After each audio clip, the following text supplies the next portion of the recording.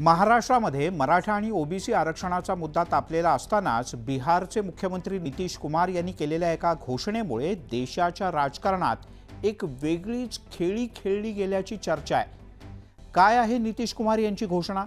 या आरक्षणाच्या नव्या घोषणेमुळे कुणाचा फायदा होणार आणि कोणाचं राजकीय नुकसान होणार आणि महत्त्वाचं म्हणजे त्याचा महाराष्ट्रावर नेमका काय परिणाम होणार हेच आपण आजच्या व्हिडिओतून जाणून घेणार आहोत।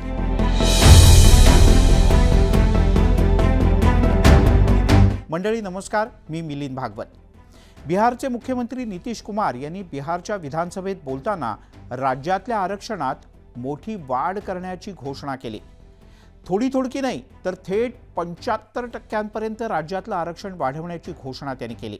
या घोषणेमुळे बिहारमधलं राजकीय आणि सामाजिक वातावरण मोठ्या प्रमाणात ढवळून निघणार आहे। बिहारमध्ये सध्या मागास आणि अतिमागास वर्गाला 27%, एससी आणि एसटी वर्गाला 17%, सवर्णांना 10%, महिलांना 3%। खरं तर हे 3% आरक्षण आता राहिलेलं नाही। विकलांगांना 3% आणि माजी सैनिकांना 1% अशा प्रकारचं आरक्षण आहे। बिहारचे मुख्यमंत्री नितीश कुमार यांच्या नव्या प्रस्तावानुसार एससी आणि एसटींना 17%वरचं आरक्षण वाढवून 20%, अनुसूचित जमातीला 2%, मागास आणि अतिमागास जमातींना सगळ्यात जास्त म्हणजे 43% आरक्षण करण्याचा प्रस्ताव आहे। तर ओबीसी, ईबीसी आणि महिलांना मिळून 3% आरक्षणाचा प्रस्ताव नितीश कुमार यांनी सभागृहात बोलताना मांडला। उत्तर प्रदेशच्या खालोखाल देशात बिहारमध्ये सगळ्यात जास्त राजकीय गणितं चालतात। केवळ जाती आणि राजकीय गणितं लक्षात घेऊनच मतदान सुद्धा केलं जातं। भाजपचा बिहारमधला आत्तापर्यंतचा प्रवास किंवा गेल्या काही काळातली घोडदौड पाहता त्याला रोखण्यासाठी नितीश कुमार यांनी केलेली ही सगळ्यात मोठी खेळी मानली जाते। याचा फायदा त्यांना आगामी लोकसभा निवडणुकीत निश्चितपणे होईल। आता तुम्हाला प्रश्न पडला असेल की बिहारमधल्या या सगळ्या गोष्टींचा महाराष्ट्राशी काय संबंध किंवा महाराष्ट्रावर काय परिणाम होईल, तर ते सुद्धा तेवढंच महत्त्वाचं आहे। मंडळी, सध्या राज्यात मराठा, ओबीसी, धनगर अशा विविध आरक्षणाचा विषय चांगलाच तापलाय। जरांगेंचं उपोषण संपलं असलं तरी लढा मात्र आरक्षण मिळेपर्यंत सुरूच राहणार असं त्यांनी वारंवार सांगितलंय। मराठा समाजाला आरक्षण द्यायला आमचा पाठिंबा आहे, पण आमच्या हिश्श्याचं आरक्षण काढून त्यांना आरक्षण द्यायला आमचा ठाम विरोध असल्याची भूमिका छगन भुजबळ यांच्यासह सगळ्याच ओबीसी नेत्यांनी मांडली। यात सगळ्यांना योग्य आरक्षण देण्यासाठी शेवटचा आणि सर्वोत्तम पर्याय म्हणून 50%चीच मर्यादा वाढवा आणि ती वाढवून अधिक करा अशी सरसकट मागणी हळूहळू जोर धरू लागली।